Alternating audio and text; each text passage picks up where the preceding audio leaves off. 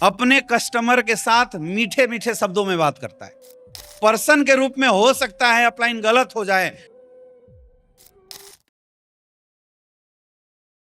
बोलते कलयुग में भगवान के दर्शन नहीं होते इसलिए उसने मां बाप बनाया, और डायरेक्ट सेलिंग में सिस्टम के दर्शन नहीं होते इसलिए उसने अपलाइन बनाया। दोनों बात लगभग एक जैसी ही है। डायरेक्ट सेलिंग के सिस्टम की जुबान नहीं होती, वो जुबान बनाया अपलाइन को। Upline is the voice of system. तो अपलाइन जो हमें बताता है ना, वो खुद से कुछ नहीं बताता, सिस्टम की बातें बताता है। लेकिन हम लोग की दिक्कत क्या है कि हम अपलाइन को एक पर्सन के रूप में देखते हैं। याद रखना, पर्सन के रूप में हो सकता है अपलाइन गलत हो जाए, लेकिन सिस्टम के रूप में देखोगे ना तो अपलाइन कभी गलत नहीं दिखाई देगा। हर इंसान की दो जिंदगी है, एक पर्सनल जिंदगी, एक प्रोफेशनल जिंदगी। समझ में आ रही है बात? एक मेरा अपलाइन ऐसा है जो ट्रेनिंग बहुत अच्छा करता है, काउंसलिंग बहुत अच्छा करता है, पैसा कमाना चाहता है, हमेशा ग्रोथ की बातें करता है, लेकिन शाम को 6 बजे के बाद 4 पैग लगाता है और मस्त सो जाता है। वो अपलाइन हमारे फायदे लायक है या नुकसान लायक है? फायदे लायक है, क्योंकि वो पैग लगा के सोता है, उसकी पर्सनल लाइफ है। लेकिन ट्रेनिंग मीटिंग अच्छा करता है, ये उसकी प्रोफेशनल लाइफ है। तो प्रोफेशनली इज गुड, वो अच्छा इंसान है। अगर हमें सीखना है तो हम उससे प्रोफेशनल करियर ले लेंगे, उसकी ट्रेनिंग करा लेंगे, ट्रेनिंग 8 बजे से पहले खत्म कर देंगे। हाँ या ना? आप जिन कॉर्पोरेट ऑफिसों में काम करते हो, क्या वहां के बॉस बहुत अच्छे होते हैं? कमीने होते हैं नहीं होते हैं? फिर भी उनको बॉस डेली बोलते हो नहीं बोलते हो? यस सर, जी सर, सैल्यूट सर। क्यों? क्योंकि आपके साथ उनका रिश्ता जो है वो प्रोफेशनल है। डायरेक्ट सेलिंग यही बिड़मना है, यहां लोग अपलाइनों के साथ पर्सनल रिलेशन बनाने की कोशिश करते हैं। तो पर्सनली हर इंसान में कुछ ना कुछ कमी है। और एक चीज और आपने महसूस किया होगा, आपको इस दुनिया का सबसे घटिया इंसान जस्ट अपलाइन लगता होगा, जो आपके साथ ग्राउंड में जाके काम किया है।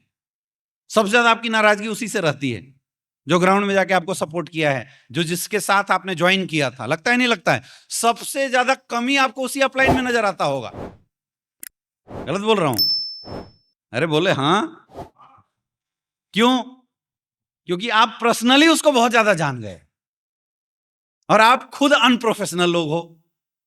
आप प्रोफेशनलिटी देखते नहीं हो, पर्सनली देखते हो, तो आपको गलत 2-4 चीजें गलती नजर आ जाती है उसके अंदर। अपलाइन में प्रोफेशनल एटीट्यूड के साथ दिखाना शुरू करो। क्योंकि दोस्त देखो, एक्सपेक्टेशन की कोई कमी नहीं है और ओवर एक्सपेक्टेशन की तो कोई लिमिटेशन नहीं। ओवर एक्सपेक्टेशन तो ऐसा है कि किसी को कोई किडनी भी दे दे तो भी बोलेगा यार क्या दिया, खराब किडनी दे दिया।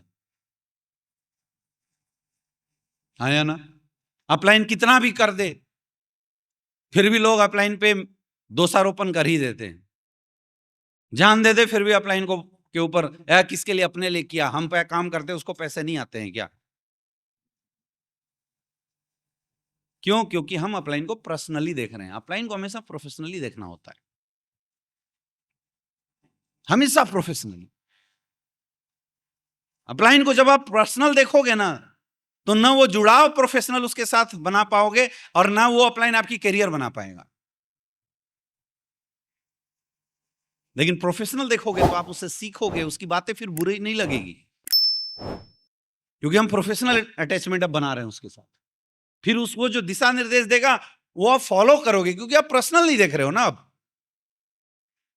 एक बंदा शाम को 6 बजे दारू लगा के 4 पैक लगा के डेली सोता है, लेकिन ट्रेनिंग में आया तो आपको बोलता है कि भाई साहब धंधा चलाना हो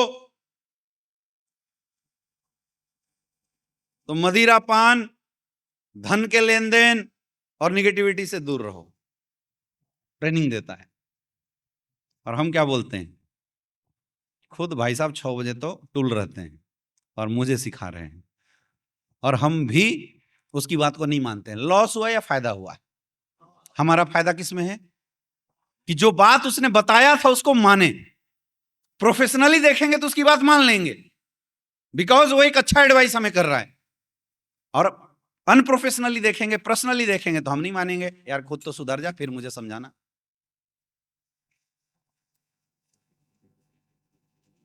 ये दुनिया के इकलौता ऐसा व्यापार है डायरेक्ट सेलिंग, जहां सबसे ज्यादा अनप्रोफेशनल लोग होते हैं। हाईएस्ट अनप्रोफेशनल लोग होते हैं डायरेक्ट सेलिंग में। दुनिया का हर व्यापारी अपने कस्टमर के साथ मीठे मीठे शब्दों में बात करता है। कस्टमर चिल्लाएगा लेकिन फिर भी बोला, अरे भाई साहब क्या बात कर रहे हैं, अरे यार कोई बात नहीं सर, कोई बात नहीं भाई साहब, भले तुम्हारा दुकान सबसे भटकिया है, कोई बात नहीं भाई साहब, हम कोशिश करेंगे सही करने का, आप अगली बार एक बार और सेवा का मौका जरूर दीजिए। मीठा मीठा बोलता है। और हमारे यहाँ अगर डाउनलाइन ने एक शब्द बोल दिया, हम कोशिश करते उसको मार दिया जाए, खत्म कर दिया जाए, धंधे से आउट कर दिया जाए, दबा दिया जाए, कुचल दिया जाए। हम इकलौते ऐसे व्यापारी होते हैं जो अपने धंधे का गला खुद घोंटते हैं और कोई नहीं करता। दुनिया का कोई भी बिजनेसमैन अपना कस्टमर खराब नहीं करता। और आप में से बहुत सारे ऐसे लोग हैं जिन्होंने अपनी जुबान से अपने डाउनलाइनों का गला घोटा है, गाली देके, उल्टा सीधा बोल के, टेढ़ी बातें करके। और ये बीमारी यूपी बिहार झारखंड वालों में तो ज्यादा है। कुछ हो या ना हो, ताव बहुत होता है। होता नहीं होता है, तू काम कर मत कर, तेरी हिम्मत कैसी हो मुझे ऐसे बोलने की। आप कभी जाओ मारवाड़ियों को देखो, उनके यहां तक कोई किसी को दुकान में अगर बंदूक भी चिपका दिया ना, बोलता भैया पैसा ले जाओ, हमें जिंदा छोड़ दो। कोई कलेश बाद में नहीं पालेगा, ऐसा नहीं बदला निकालता। उसको पता है ये मेरा 1 करोड़ ले जाएगा, मैं जिंदा रहूंगा, फिर से 10 करोड़ बना लूंगा। व्यापारी होते हैं वो। हम व्यापारी नहीं है, हम कलेश पाल लेते हैं। किसी ने अगर मेरे बारे में नहीं, तेरी हिम्मत कैसे हुई मुझे घटिया बोलने की। ठीक है यार, मैं बोलता हूं मुझे तुम गाली दो और 100 एसपी की क्लोजिंग डालते रहो, कोई दिक्कत नहीं है। यहां बोलते सर पैसा ही सब कुछ थोड़ी है, इज्जत भी होता है। अच्छा, यहां आते इज्जत की परवाह सबको होने लग जाती है। जॉब में इज्जत डेली उतरता है, उसकी परवाह नहीं होती है। ग्राउंड में जब भी बच्चों के लेके हम पैदल चलते हैं तो इज्जत उतरती है, उसकी परवाह किसी को नहीं होती है। जब मास्टर साहब मेरे बच्चे का एडमिशन का हाथ कटा के बाहर निकाल देते कि तेरा फीस नहीं भरा गया, तब इज्जत की परवाह किसी को नहीं होती। लोन वाले लाके घर में गाली देके जाते, तेरा ईएमआई बाउंस हो रहा है, तब इज्जत की परवाह नहीं होती। लेकिन यहां अपलाइन ने डांट क्या दिया, हमें इज्जत लग जाती है। हिम्मत कैसे हुई? ये है अनप्रोफेशनलिज्म। इन चीजों की वजह से निगेटिविटी आती है। जिसने इन सबको हैंडल करना सीख लिया, जिसने इन चीजों को अच्छे से मैनेज करना सीख लिया, वो समझो व्यापारी बन जाता है, वो समझो बिजनेसमैन बन जाता है, वो समझो ब्रांड एम्बेसडर बन जाता है।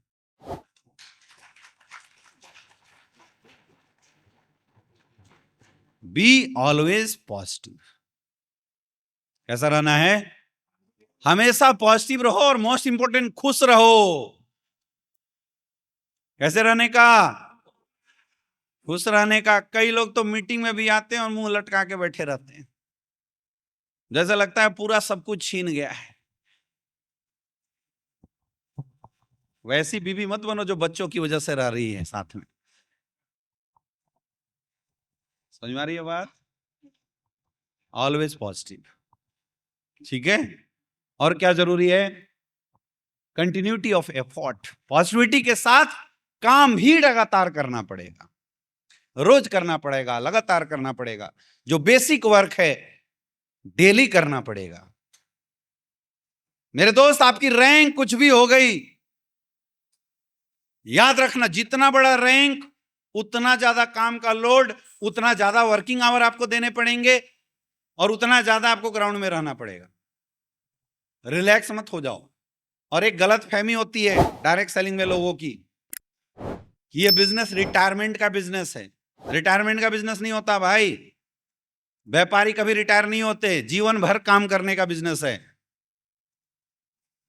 15 साल में आज तक हम नहीं रिटायर हो पाए, आप कहां से रिटायरमेंट की प्लान कर रहे हो? दूसरे के लिए काम थोड़ी कर रहे हो कि रिटायरमेंट चाहिए, थक गए। अपने लिए काम कर रहे हो, कैसा थकान। अपना व्यापार बढ़ा रहे हैं, कैसा थकान। Do work daily. जो बेसिक काम हमारे हैं, लिस्ट, इनविटेशन, प्लान, फॉलोअप, रोज लगातार होना चाहिए। आप तय करो आज कि अगर मैं लीडर हूं तो मेरा वर्किंग आवर मेरी सारी डाउनलाइनों से ज्यादा अच्छा होना चाहिए। अगर मेरी डाउनलाइन 8 घंटा ग्राउंड में होती है ना, तो मेरे को 10 घंटा रहना है, क्योंकि मैं उससे ज्यादा पैसा कमाता हूं। ये मेरा फर्ज बनता है कि मैं उससे ज्यादा काम करूं। आज अगर एसलीपीएस वेलनेस इस लेवल पे पहुंची है ना मेरे दोस्त, तो आप जाओ सोशल मीडिया पे जाके एनालाइज करो, सर्च करके देखो, एसलीपीएस वेलनेस के सारे टॉप लीडर आप सबसे ज्यादा ग्राउंड में हैं। आज भी हम लोग 26 दिन 28 दिन ग्राउंड में होते हैं, होटलों में होते हैं, मीटिंग करते हुए दिखाई देते हैं, ट्रेनिंग करते हुए दिखाई देते हैं। आज भी हमारी वर्किंग आवर सुबह 6-7 बजे से शुरू होती है और रात को 12-1 बजे 2-2 बजे तक चलती है। आज भी 4 दिन फ्री होके दिल्ली पहुंचते हैं, उसमें भी 2-4 लोग थाना पुलिस केस लेके आ जाते हैं। कोई अप्लायंस से झगड़ा कर लिया, कोई किसी को मार दिया, कोई किसी को कुछ बोल दिया, बैठ जाओ पंचायती सुलझाओ। इसलिए बिजनेस इतना बड़ा है, इसलिए इतना बड़ा बिजनेस। आप अगर एमराल्ड हो, टोपाज हो, रूबी स्टार, सफायर हो और 12-15 घंटे अगर आप ग्राउंड में काम नहीं कर रहे हो ना, तो समझ लो कुछ नहीं कर रहे हो, टाइम पास हो रहा है। अपनी वर्किंग आवर को बढ़ाओ। और कोई फर्क नहीं पड़ता है कि आप कितने टैलेंटेड हो, कोई फर्क नहीं पड़ता आप कितना अच्छा बोलते हो, कोई फर्क नहीं पड़ता आपके पीछे कितनी टीम है, फर्क सिर्फ इससे पड़ता है कि आप ग्राउंड में कितना टाइम देते हो। समझ में आ रहा है? जिस प्रदेश का राजा युद्ध में आगे रहता है उसकी सेना जंग जीत लेती है, और जिसका राजा पीछे छुप के बैठा रहता है उसकी सेना हार जाती है। महाभारत के युद्ध में, रामायण के युद्ध में उंगली के गिने चुने योद्धा भगवान राम के पास थे, और रावण के पास एक से एक सूरवीर बड़े बड़े सुरमा थे। लेकिन रावण खुद पीछे बैठता था, एक एक को भेजता था, जाओ मर मर के आते रहो। और वही भगवान होके भी ग्राउंड में खड़े थे, सबके बीच में मार्गदर्शन देते रहते थे। जब कुंभकर्ण ने तहलका मचाया तो भगवान बोले सब हटो, अब मैं जाऊंगा। That is the true leadership. समझ में आ रहा है? और दूसरी तरफ सब मर गए, तब लास्ट में रावण बोला कि अब चलो हम भी चलते हैं। पब्लिक हमें देख रही है, हमारे डाउनलाइन हमें देखती है, वो वॉच कर रही होती है।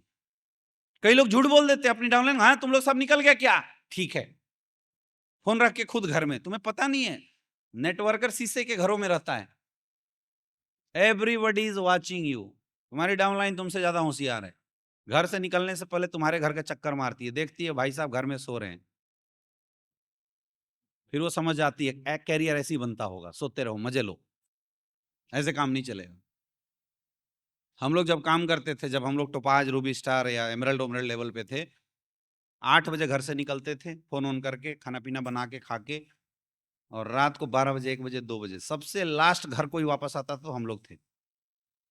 और मेरी कई डाउनलाइन आज भी बोलती है कि सर हम इसलिए काम कर पाए क्योंकि हमने आपकी वर्किंग आवर को देखा था, और हम सिर्फ इसी विश्वास से थे कि जो इंसान सुबह 8 बजे से लेकर सुबह 6 बजे से लेकर रात को 12-1 बजे तक काम करता होगा, उस इंसान के साथ कैरियर तो हमारा कभी खराब हो ही नहीं सकता। इसलिए हम जोर लगा के बैठे रह गए।